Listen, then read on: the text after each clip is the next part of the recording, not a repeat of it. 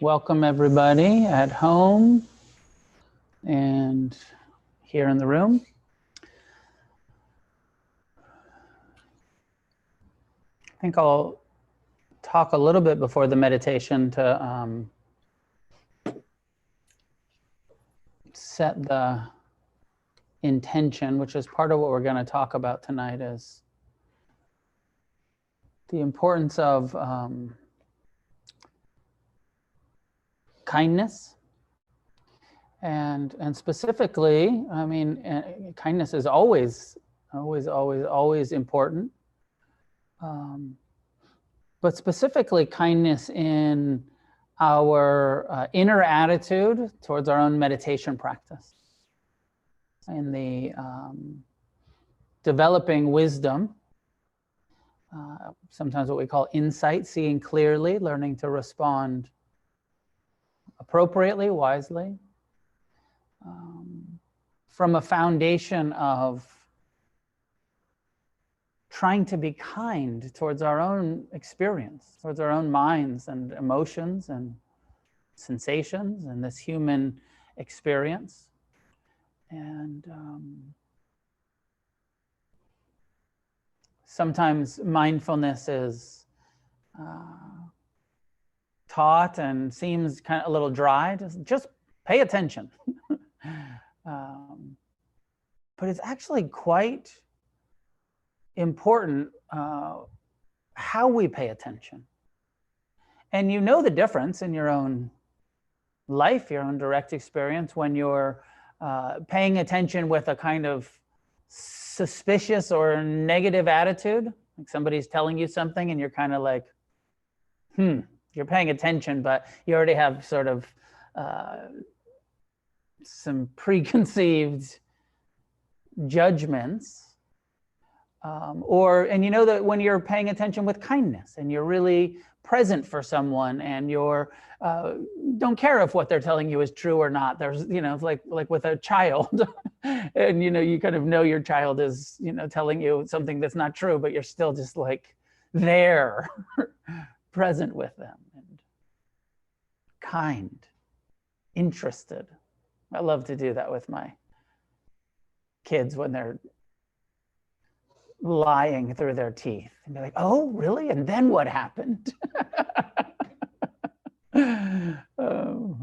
And what if you could do that with your own mind, when your mind is lying to you about your unworthiness, lying to you about something that it's worrying about, what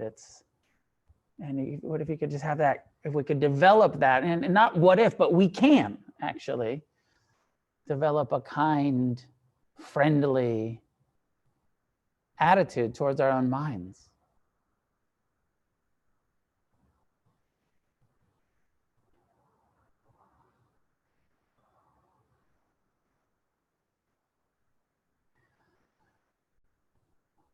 When we meditate, you don't know what's going to happen. Just like all of life, all of reality. Part of this talk is inspired. I'll share a couple of quotes. I'm about to do this course from Ajahn Amaro on this book that he published called The Breakthrough. And Ajahn Amaro has been one of my teachers for about 30 years. And this is a transcription. The breakthrough is this experience on the Buddhist path of getting to the point of no return, breaking through what's called stream entry, where you've had enough wisdom, enough insight, enough experience through your meditative discipline that you've seen clearly enough that there's no turning back. Liberation is guaranteed within 7 incarnations. 7 maximum before nirvana, before liberation. And so the first line of the book is, it is a fact of nature that the future is intrinsically uncertain. This is not a philosophy. This is a fact of nature. This is not an opinion. This is not an idea. This is not a Buddhist concept. This is a fact of reality, of nature, that the future is intrinsically, by its, because it is the future, it is intrinsically uncertain.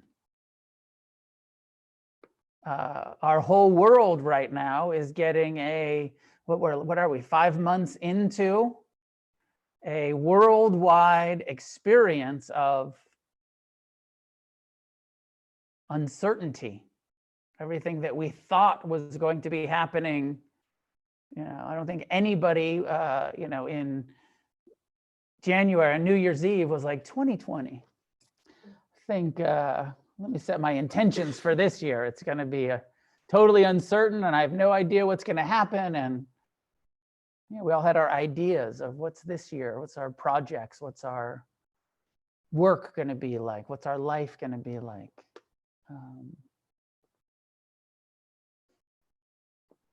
The future, what's going to happen next, we don't know. We can set our intentions. We can have our hopes and our dreams and our plans and our ideas about where we want to do and where we want to go and what it's going to be like. All of our fantasies and but there's nothing certain. And I think I shared a while back, one of the ways that I see Ajahn Amaro embodying this teaching that he's starting this book with is that a few months ago or last year, I was trying to make plans with him. I was trying to make plans to meet him in Thailand. And I said, what are your dates? In the last 4 years, I've seen him in Thailand in December. And I said, okay, what are the dates for Thailand? And when are you going to be there so I can plan it? And he said, well, I expect, and this is before all of this lockdown had happened. He said, well, I expect, here's the plan. And I expect that this will be the travel dates, but we'll see. And I just love that humility that I don't know, how do I know where I'm going to be 9 months from now? And also this idea of expectation. And this is a little bit of a detour from where I want to go. I want to come back around to the importance of kindness, but the idea of what's that saying? Something like, an expectation is a setup for a disappointment. But this is a whole different way to look at an expectation with the humility of, I understand impermanence. I understand impermanence to the point where I have expectations, but I have no attachment to it happening, right? Because it's not the expecting something to happen that's the problem, it's the clinging to it. It's the suffering about it when it doesn't work out the way we thought, right? We're not coming from this understanding that nature is intrinsically uncertain. And so we can make a plan and say, hey, yeah, I'm planning to meet you in Thailand in December. As long as there's not a worldwide pandemic that doesn't allow either of us to go. As long as we're both alive 6 months, 9 months from now, as long as we can still make our plans. And actually we expect, yes, I hope that's going to happen. I'll make that plan with you. And that humility, that wisdom. We don't know. Don't know if we'll make it. Don't know if we'll make it home tonight. Don't know if we'll see each other again. I was one time, many years ago, over 20 years ago now, having dinner with the same teacher, Ajahn Amaro. I was having dinner. He was not, because he's a monk. He doesn't eat dinner. But he was joining us and having some tea, and then afterwards, and I was saying goodbye to him, and I said something like, well, see you soon. Thank you, thank you, and see you soon. And he like used it as an opportunity, teachable moment. And he said, in a kind way, he said, don't say that, because we don't know. He said, actually, we're practicing the Dharma. We're practicing uncertainty. And that actually, maybe just say goodbye to me forever right now, just in case. So that there's not this sort of unfinished business of like, I thought I was going to see them again. But just a kind of closure. The uncertainty of goodbye forever. I've appreciated the time we've had together. And if I get to see you again, wonderful. But I'm going to have that kind of closure because of living with the reality of uncertainty. Let me see how I can tie this in to when you meditate, you don't know what you're going to get. Sometimes you meditate and people come and they're new to meditation and they have what in recovery we call the pink cloud experience. You get newly sober and you're like, this is amazing. Being sober is great. I love it. It's so good to not be hungover all the time. And being sober is amazing. And you get this pink cloud that's early. And sometimes in meditation, people start meditating. They're like, meditation's amazing. And I sit here and, I space out the whole time and I fall asleep. I've heard people kind of brag about like, yeah, I had this amazing meditation. I fell right asleep. It was so pleasant. But a friend that was just starting teaching meditation in rehabs.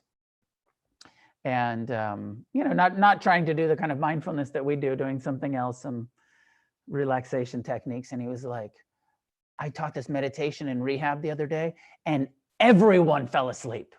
And he was bragging about it. Like that was success.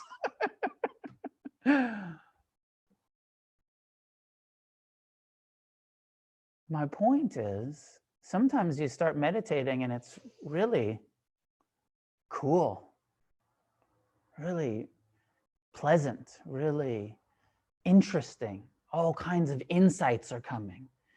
For the first time, you're like, wow, my mind really has a mind of its own. This is amazing. I never knew that. I was taking it all personal. And now I'm just starting to see these, three-ring circus that my mind actually is.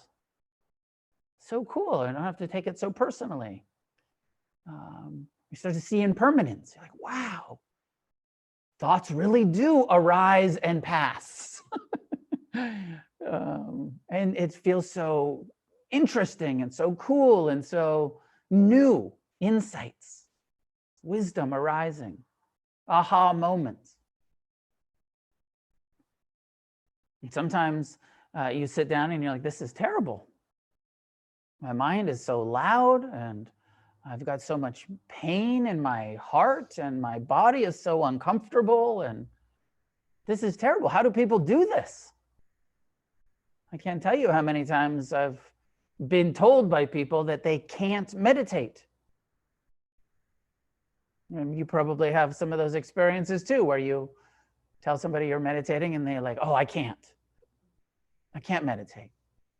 Tried it once. Shit doesn't work at all.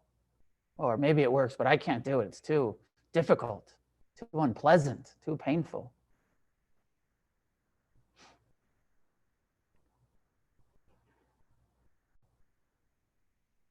We can turn even meditation, even pleasant meditations. There's a story that Amaro tells in this first chapter of the book about Tolstoy, the Russian author. I guess he was, wrote a bunch of books, and but he was also a wealthy landowner and had acres and acres and acres of corn, I think was what they were growing. And that there's a story about Leo Tolstoy that he liked to, although he was a wealthy guy and a writer, he liked to go out and work in the fields with the field workers, with his employees. And that one time he was out there with his, I guess, scythe, chopping down the corn, and he just got into this rhythm with chopping down the corn. And you know how meditative a repetitive action can be sometimes? He's just chopping down the corn. And he said he like fell into like a jhana, what in Buddhism we'd call jhana. He fell into this like concentrated, joyful, and he's like, I was just chopping down the corn and I was as happy as I'd ever been. It was this amazing, joyful, blissful experience. And I just kept chopping and chopping and chopping. I never wanted to stop chopping until it just got dark. And sometimes we have those meditative experiences where it's just like, oh, I just fell into this peace. I fell into this joy. I fell into this incredible, pleasant happiness in my meditation. But the story with Tolstoy that he's telling is that then Tolstoy spent the rest of his life suffering about not being able to reproduce that incredibly pleasant experience he'd had. And he'd go out and be like, okay, I was right here in the field and I was chopping like this. And you know that one from meditation, I was sitting like this. I think this hand was like this. And I was watching my breath and then trying to reproduce that pleasant meditative experience and turning something that was joyous and being so like, it's that attachment to trying to create something from the past and that certainty. I did it before, I can do it again. I had happiness, I can have it again. I was chopping like this, I was meditating like this. But that total uncertainty about when wisdom is going to arise, when we're going to see clearly, when the mind is going to settle. Sometimes it happens, sometimes it doesn't. I've done a lot of silent meditation retreats over the years, and I've brought expectations to, oh, this one's going to be like that one, or I've had some incredibly pleasant experiences in meditation, mind-blowing, ego-dissolving experiences. And I've had other whole retreats, 10 days, weeks of just like, this sucks, this is unpleasant, just loud mind, uncomfortable body, impatient, anxiety, and never dropping into the joy. It's uncertain, not sure what's going to happen. You can't make it happen.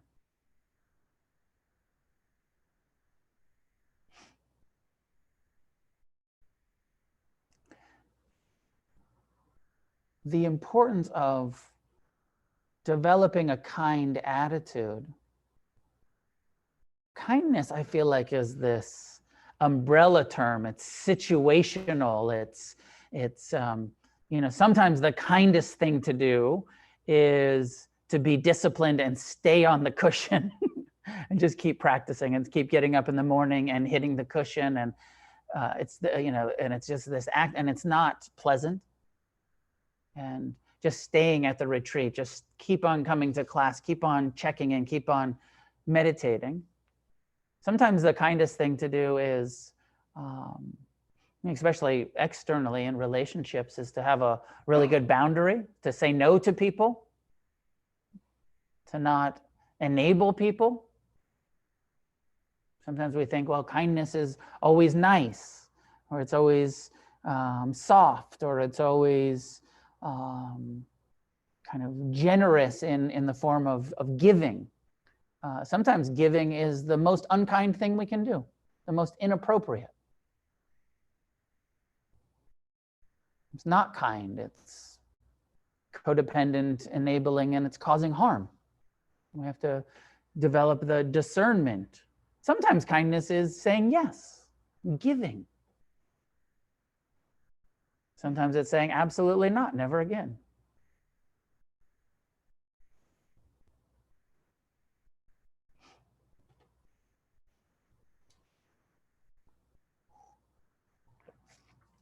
Our minds are not naturally kind to ourselves. We're not human beings, are not born with a gentle, loving, accepting, forgiving internal voice. It is counter, it's unnecessary for our survival. We are animals that have evolved over millions of years, that still have a very reptilian brain stem, and kindness is, internal self, compassionate, kindness, loving, understanding attitude is not natural to human beings.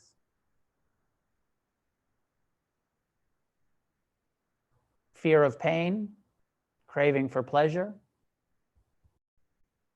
a mind that judges, is constantly scanning for fear, judges and blames and complains and worries, and that's all natural. Of course, there's always the conversation and the investigation of how much of our experience is learned, learned, and how much of it is nature. The Buddha's teachings are primarily about human nature. And remember Ajahn statement, nature. It's a law of nature. The Dhamma, this word that we use, Dharma, translates as nature. The truth about what is the natural laws, and is that an impermanence, the uncertainty is reality, is nature.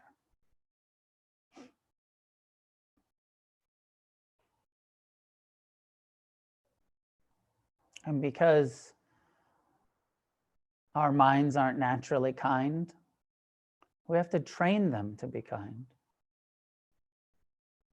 We have to constantly remind ourselves, we're going to sit down and meditate now, as we do regularly, daily, and not sure what's going to happen, but I'm going to set my intention to be kind towards whatever arises, towards whatever I see, whatever I experience, whether it is great, blissful, joyous, pleasant, spiritual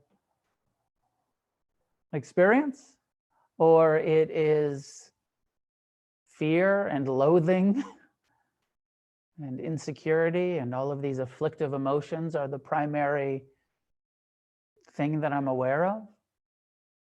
The intention to respond with friendliness, with kindness, with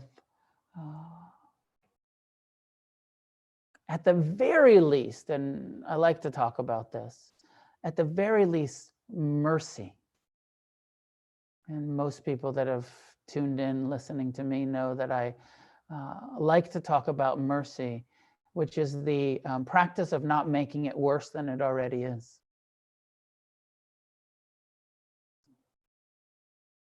Our tendency when things are painful is to make it worse. This hurts and I fucking hate it, rather than this hurts and I accept it. This hurts and I reject it. Mercy is, this hurts, this is difficult, this is painful, this is hard to bear. One of the definitions of the term dukkha, the first noble truth, is it's hard to bear. All of the experiences that we have in life that are difficult, hard to bear. When we meet them with aversion or clinging, we make them worse.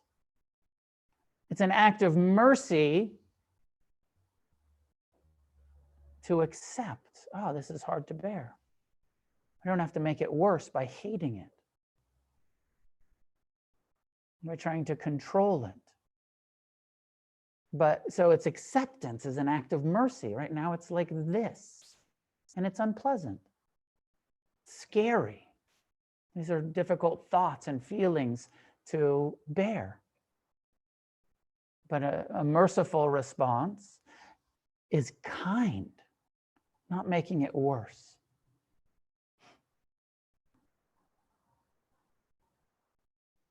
So my encouragement, and we'll meditate here in a minute, and then we'll continue the conversation. I have a couple more things from the book I want to share with you. If you're not already in your meditation practice, every time you meditate, and really every day, whether you're going to get on the cushion or not, set your intention. My intention today, my intention for this sit is to be kind, is loving kindness, is metta, is a friendly. My intention is to be friendly towards myself and towards others. Ultimately, even towards our enemies, can I respond with mercy, with friendliness? Especially our enemies, they're suffering so much already. We can be merciful and not make it worse for those poor, confused fools. You know, we don't have to pretend like people aren't fools. People are fools. Sometimes we're the fool. We can have the ability also to admit that. But, you know, all of the difficult people in your life, they're fools. And they're suffering. And they're suffering. They're creating their own misery. And of course, you know, it's a bigger conversation about how then we spill our misery out onto everyone around us. And certainly it's what's happening all the time from the beginning of time. And right now it's just so painfully obvious in the political, social reality that we live in, where all of these very confused people, and not to say that we're not part of the problem, we all are, have our own levels of ignorance and bias and confusion, and we're all part of it. Some people are just less confused than others, but short of an awakened being, we all have some confusion. We all have some foolishness.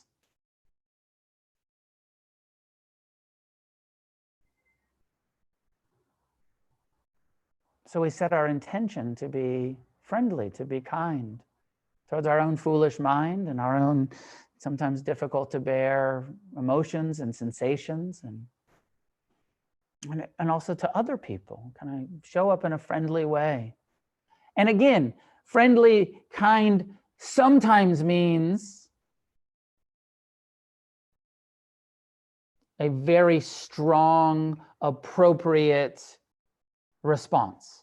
It doesn't mean in any way, the way that I think about kindness, it does not mean complacency. It does not mean becoming a doormat. It doesn't mean avoidance.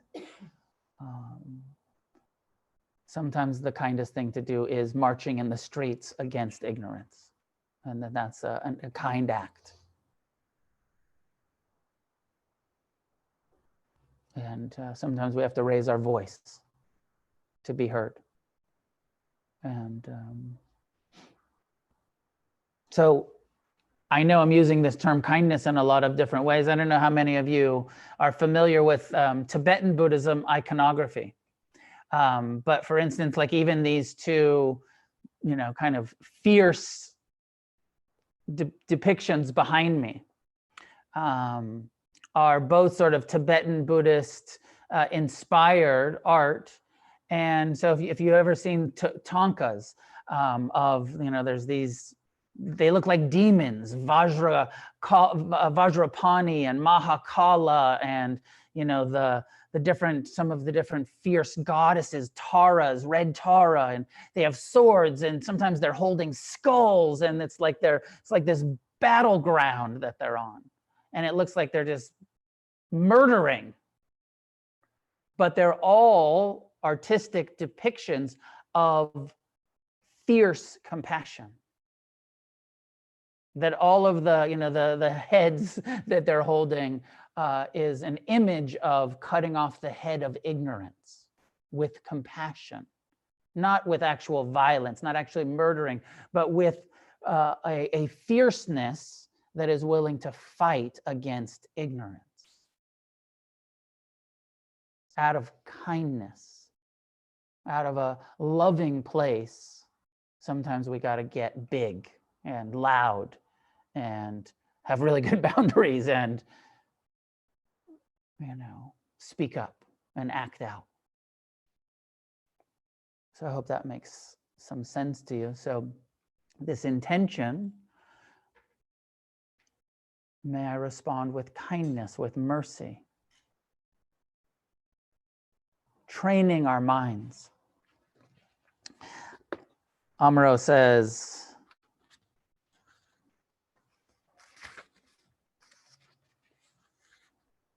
loving kindness does not mean trying to like the unlikable. That's the same as trying to taste something bitter and pretend that it's actually sweet. So I think this is important because when we talk about kindness, when we talk about friendliness, when we talk about, often we get this idea of like, how could I be kind to something that I hate? Now I have to pretend like I like it? He says, no.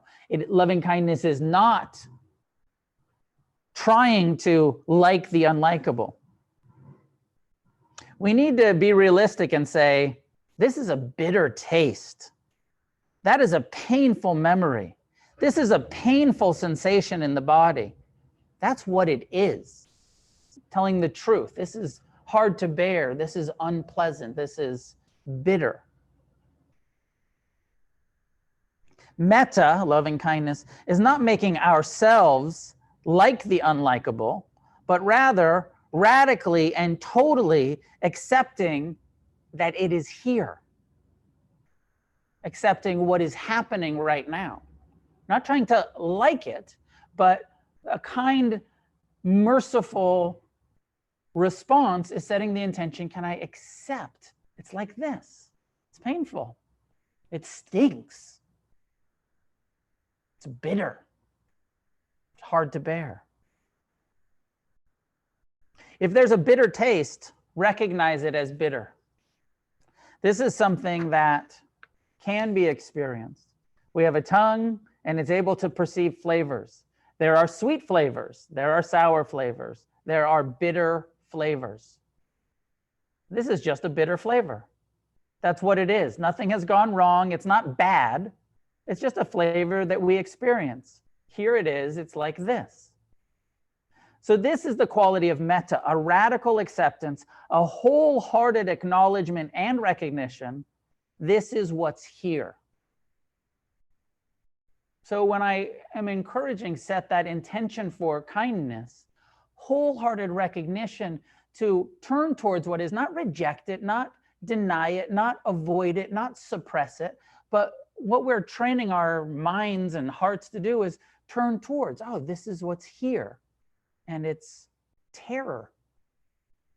And it's shame. Shame feels like this. And it's insecurity. Turn towards it. Oh, that's a bitter feeling. Unworthiness. Oh, that's a bitter feeling of insecurity, of worry. Turn towards it. There is a pain in the body or a feeling of regret or a sense of grief at the loss of a loved one, or the great variety of different painful experiences that we can have, psychological or physical. It's just being able to recognize, here it is, this is what's happening in this moment. It's not pleasant, it's not delicious, but it's here. This is what's happening.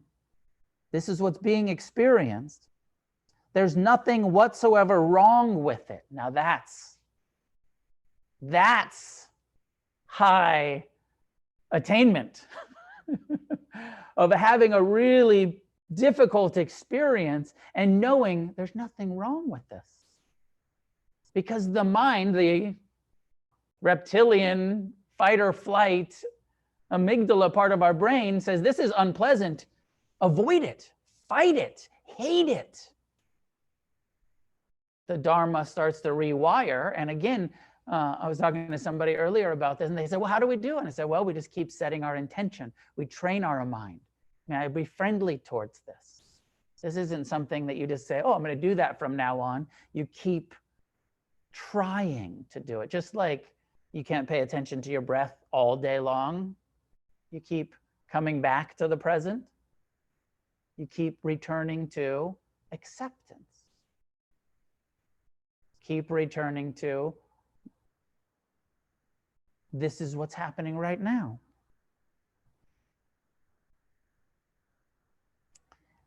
There's nothing wrong with pain. Pain is natural. Difficult emotions are natural. Fear is natural. Judging mind is natural. It's part of human nature. Nothing wrong. Just having an incarnation over here. The only problem is we all took birth, and now we have all of this dukkha. Dukkha is natural. Nothing wrong.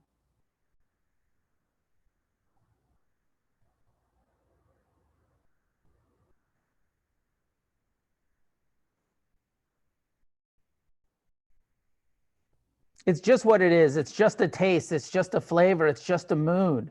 It's just an emotion. You're not trying to sugar it over and pretend that the bitter is sweet, but you are simply recognizing it. It's bitter, but it's all right. It's sad, but it's all right. There's grief, but that's all right. This is a painful memory or a deep regret or a feeling of loss or pain, but we can be patient with it. We can be kind towards it insofar as we don't start a fight against it, develop negativity toward it, or resent its presence. We can be at peace with it. We can be open to it. We can recognize that it's just part of the natural order. Fundamentally, it belongs. So even though there may be some painful emotions or painful sensation, we do not have to create dukkha around it. There's this pain, but no suffering, no wrongness is being ascribed to it.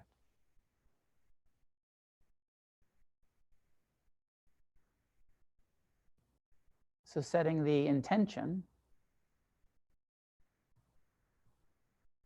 to be kind, to have this loving kindness attitude, rather than this vain confusion, this foolish idea that if it's painful, it's wrong.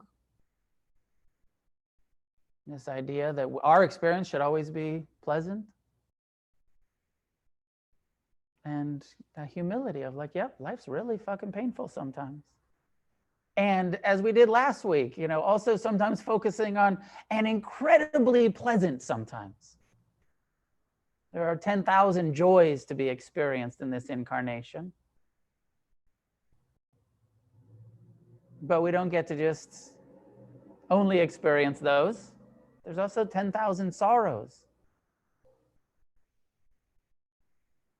My simple way of thinking about this, and we'll meditate in a minute here, is the kind response to pain is always compassion. And somewhere on that level of tolerance, mercy, friendliness, compassion. So it's what we're trying to do, setting that intention. I have to learn to meet pain, my pain, and others with compassion.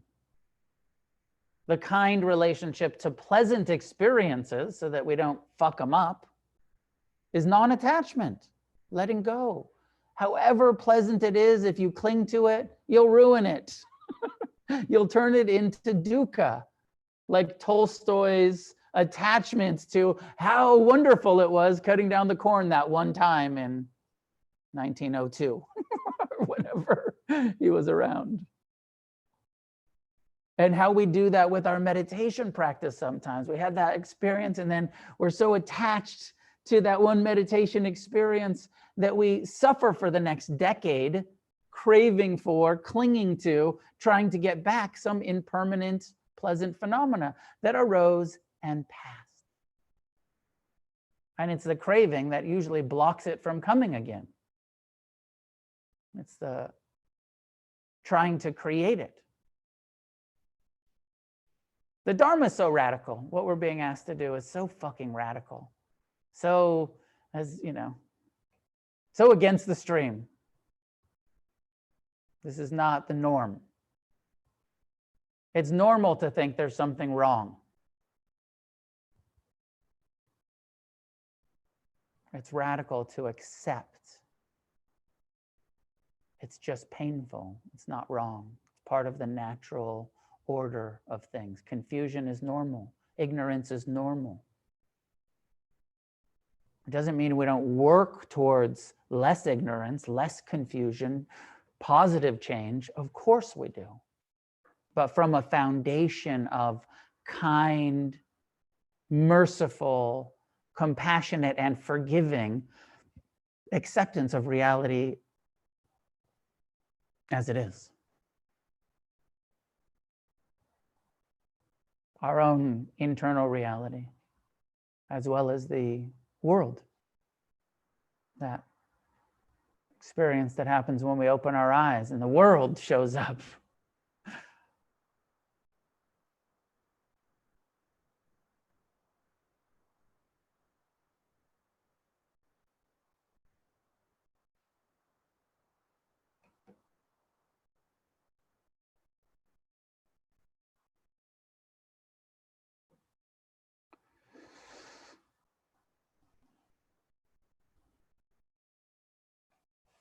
So I invite you to join me in a sitting meditation practice, beginning with establishing an upright posture.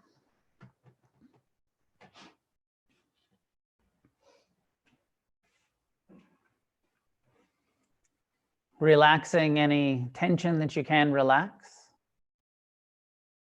Softening the eyes, the brow, the jaw. Releasing shoulders, throat, chest, belly.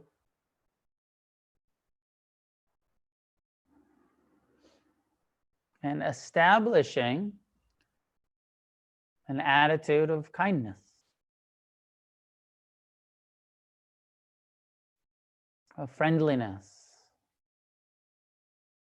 May I meet my own thoughts and emotions, sensations, with kindness.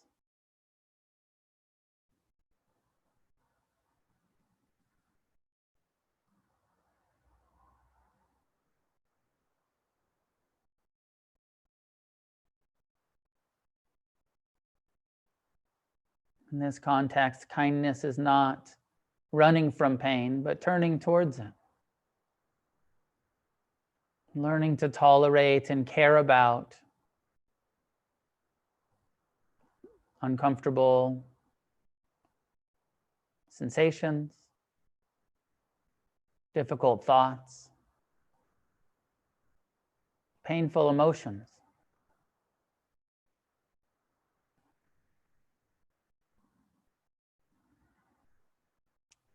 Learning to allow the pleasant thoughts, sensations, and emotions to arise and be known and pass without clinging. This is our intention. And we will all fail, and we will all start over again and again.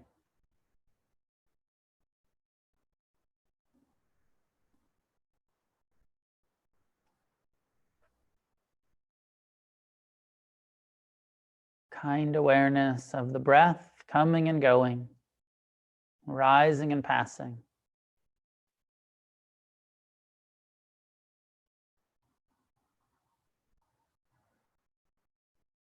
Kind awareness of the body sitting, the heart beating, the lungs breathing, and the mind thinking.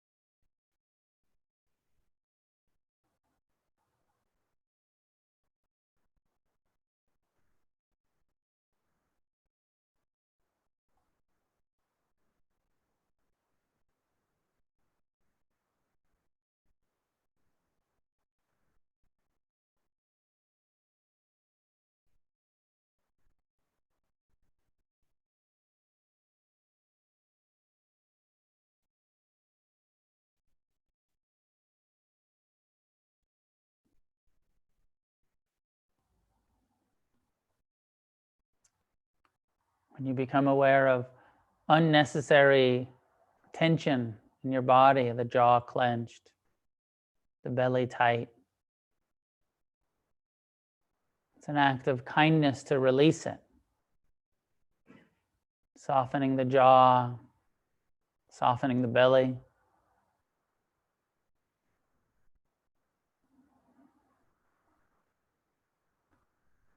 When you find yourself lost in a fantasy about the future, it's an act of kindness to disengage. Let that thought pass.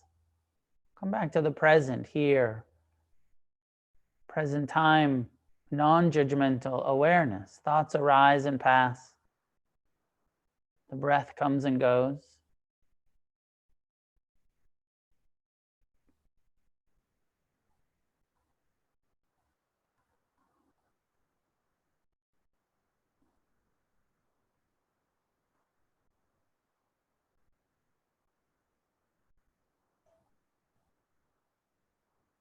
We're not trying to stop our thoughts. You don't even have to ignore them. But have a kind attitude towards the arising and passing. Try to see that thoughts have a beginning, middle, and end. We don't have to be so involved, so identified with what the mind is doing. More like consciousness, knowing. Thoughts are appearing, sustaining, dissolving.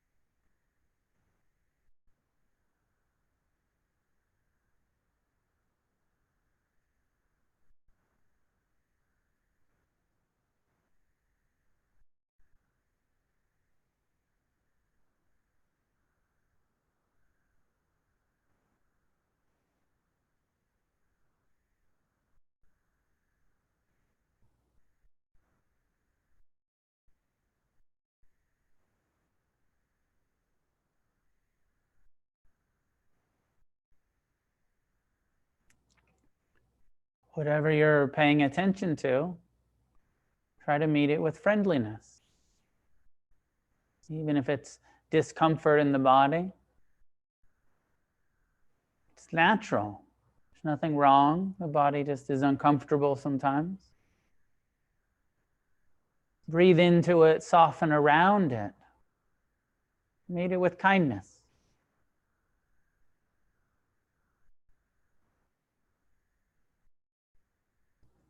When the mind is peaceful, enjoy that. When the mind is chaotic, loud, difficult thoughts are arising, emotions, trying to be kind. May I meet this with acceptance.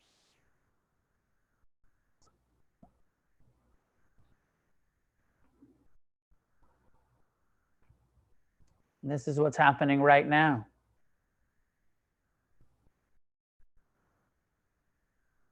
There's nothing wrong. Just thoughts and feelings, sensations and emotions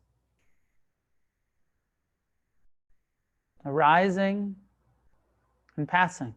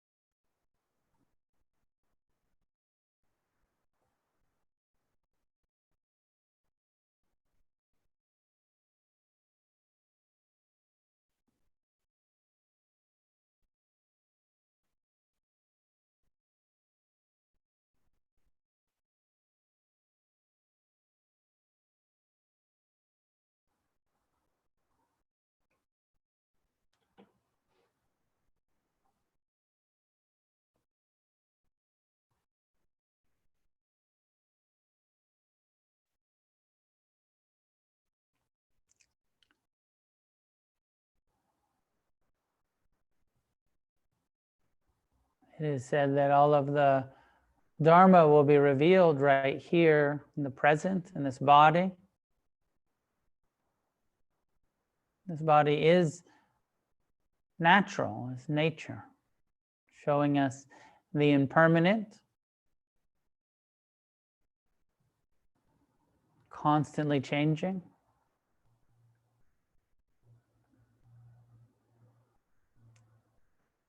The pleasant, the unpleasant, neutral, experienced here and now.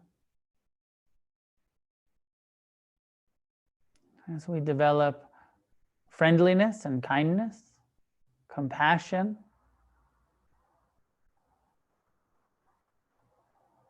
as well as appreciation, enjoyment, non-clinging.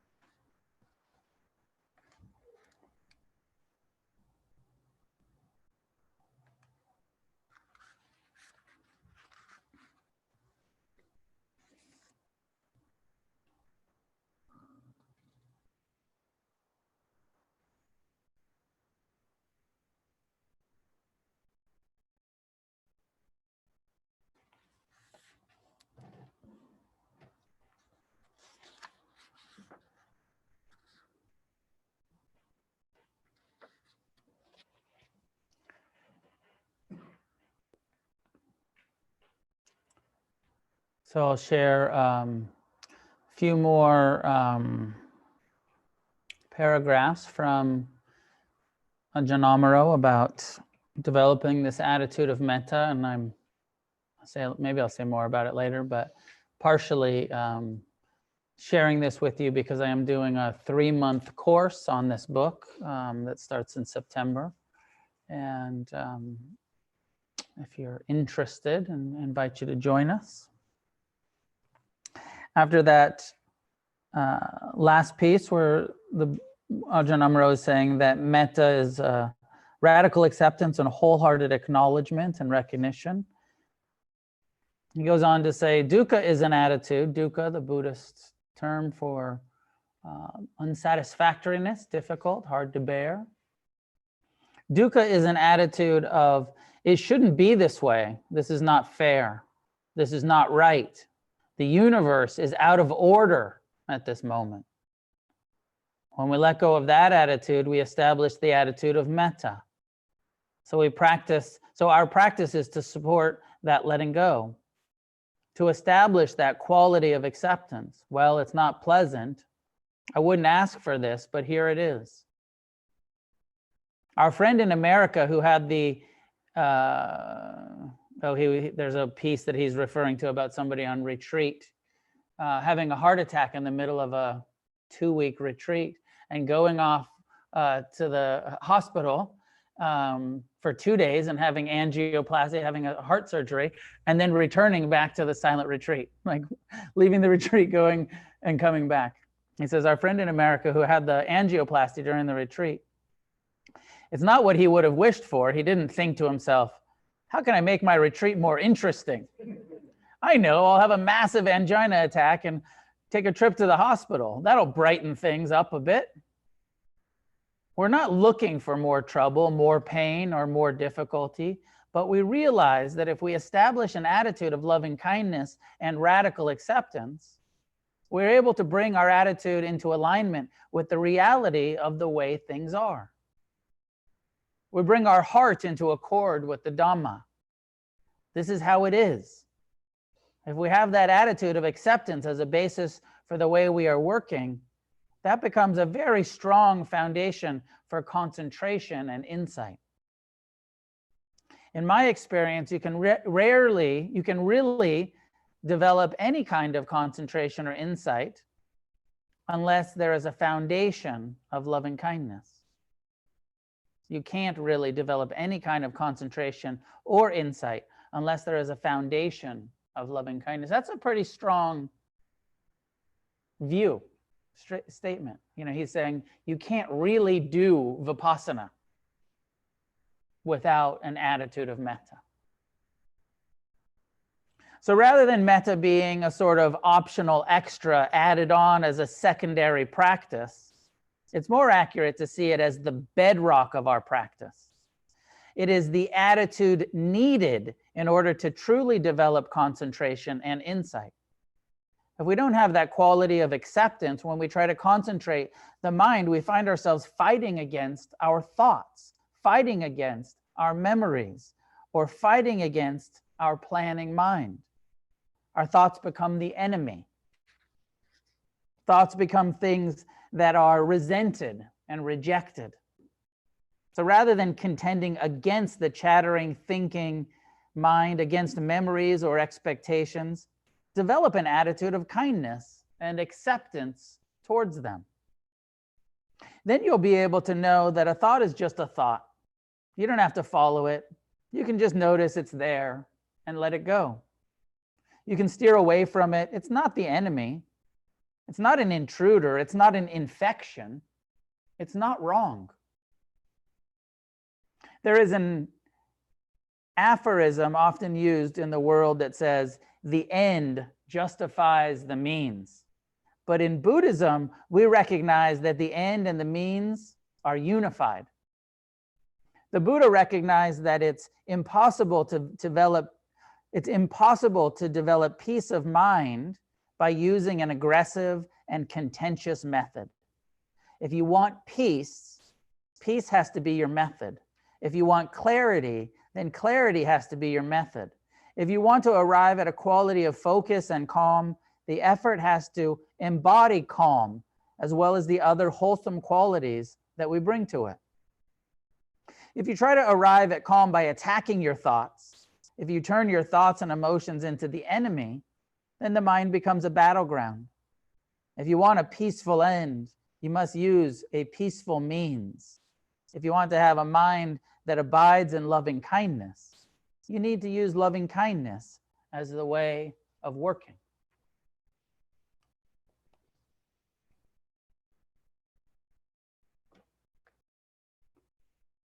This book is called The Breakthrough.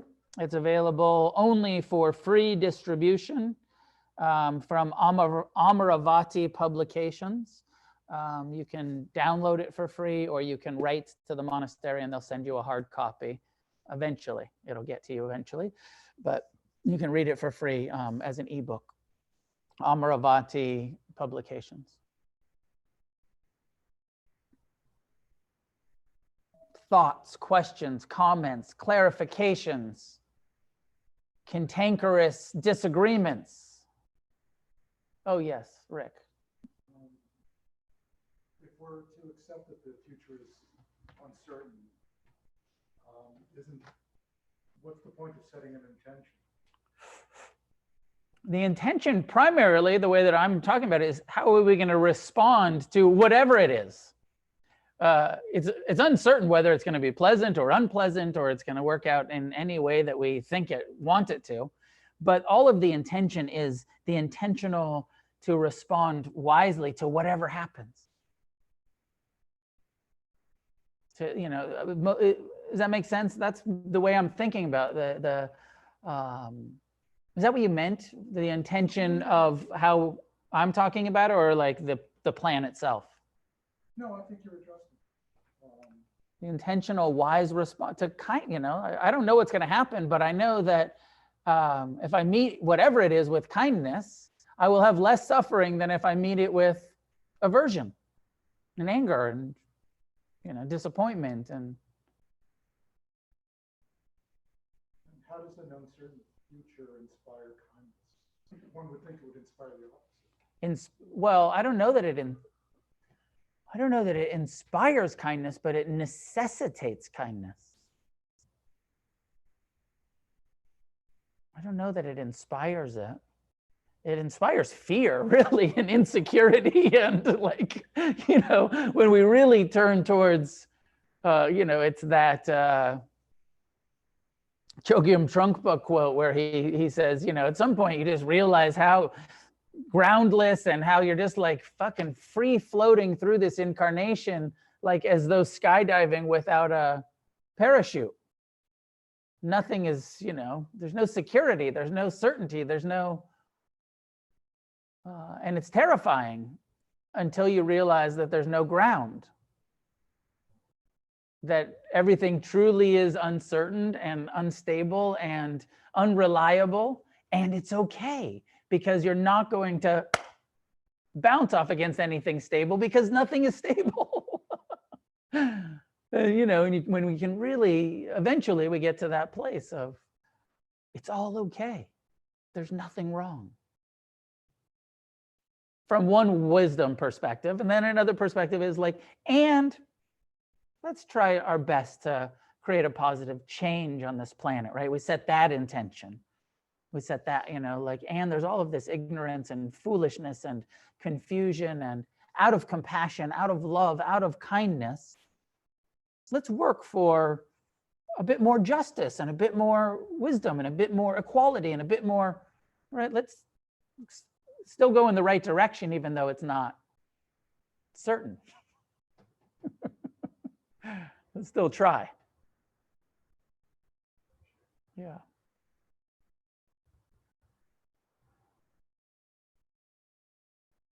Any questions at home? Let's see.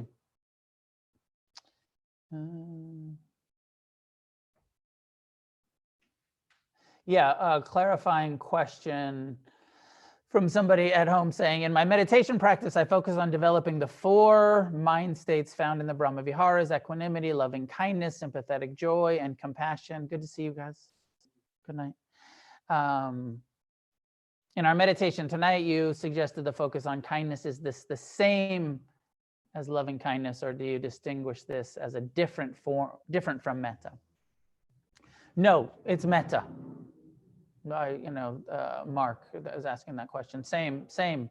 This is metta. I'm just talking about it as kindness, as friendliness, as again, I feel like metta is a umbrella term that means a lot of different things in a lot of different situations, but this is just the way I was talking about metta as kindness.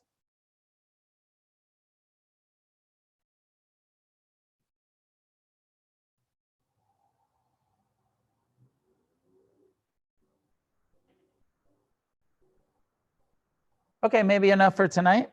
I offer you these thoughts, these teachings from my own experience and from my teacher, Janamro, one of my teachers, for your consideration, for your reflection, for your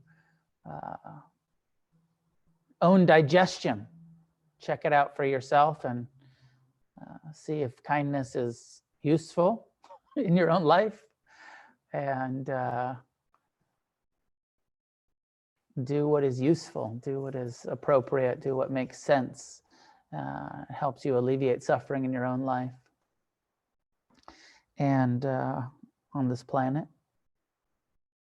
If you're interested in that 3-month course, it starts in September, the first week in September, and there is a early bird discount up to August 1st, which is coming right up just in a few days. So if you're planning to do the 3-month course and you register this week, it's cheaper than if you wait and register late. So you'll save some money if you register now. If you're somebody who wants to do it and really financially can't do it, send us an email and we'll try to do some scholarshiping. I try to accept everybody and not turn anybody away for lack of funds. So just let us know if you really want to do it but can't afford it. We'll work something out with you. We want you to be able to do it too. That course includes a 3-hour session, one Sunday a month, and then also a 30-minute one-on-one interview with me where we can talk about your practice and your understanding of this perspective, and talk about your meditative development. So that's included in that course. It looks like somebody has posted the link on the Zoom chat to the book, so you can get that book. Thanks, Ryan, for doing that. And Rachel, thank you for posting the link to the donations for Against the Stream. We need to raise some money. The landlord had given us a bit of a break, had discounted the rent some for some of the lockdown, and has increased it again. And it's increasing the monthly out of pocket by about $800 a month. And so I need help paying that. And your generosity, your donations are what make this place able to exist and these teachings to be given freely. But of course, we have expenses. Some of you have become monthly supporters, where you say, each month I want to give $50 or $100 or $25 or whatever you give. And the more, my hope is that that's actually the way. If we could get 10 or 15 or 20 more people to become monthly supporters, we could start to cover the rent itself. So far, for the last year or so, since I've been rebuilding Against the Stream, I haven't been able to pay myself at all, really. All of the money has just gone into paying for the center. So at some point, it would be nice for me to be financially supported as well. It is part of the kind of thing that we do, is we support our teachers. Right now, what I'm asking for is really just the rent to be paid on the center. So if you're in the, if you're able to donate, I know a lot of people are in financial difficulty, but not everybody. So if you're not in financial difficulty and you have the ability to be generous, please do. Please be generous and and help support what I'm creating and what we're creating here at Against the Stream, so that we can continue to have a meditation center to practice in. Welcome everybody that was new tonight. Every Monday, 7:30. I also do a Thursday night refuge recovery lecture on refugerecovery.org. There's a Zoom link to that, except for I shouldn't have announced it because this Thursday I'm taking the night off because I'm going on a little weekend holiday. But most Thursdays I do the refuge recovery group. Here, there is also a Wednesday night, a Friday night, a Sunday and Tuesday. Rachel Savage does Sundays and Tuesdays. Jason Murphy does Wednesday nights, and Ward Robinson does Friday nights. Wednesdays you can come live here. Most of you know that. The other groups are all just on Zoom for now. So come and sit with some of the other teachers and connect with each other. Really, we're trying to develop Sangha, this getting together and connecting with each other in this time where, you know, even if you're just on Zoom and connecting and seeing each other here, Sangha is a key part of our Buddhist practice. So as much as you can show up and support each other, the better. Not only to receive the support, but also to give the support.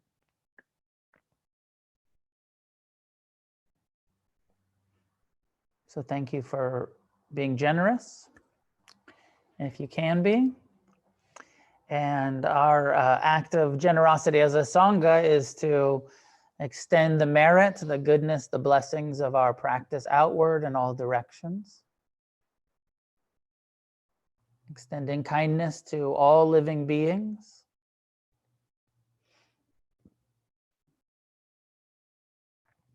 And together may we create a positive change on this planet. Thank you, and see you next week.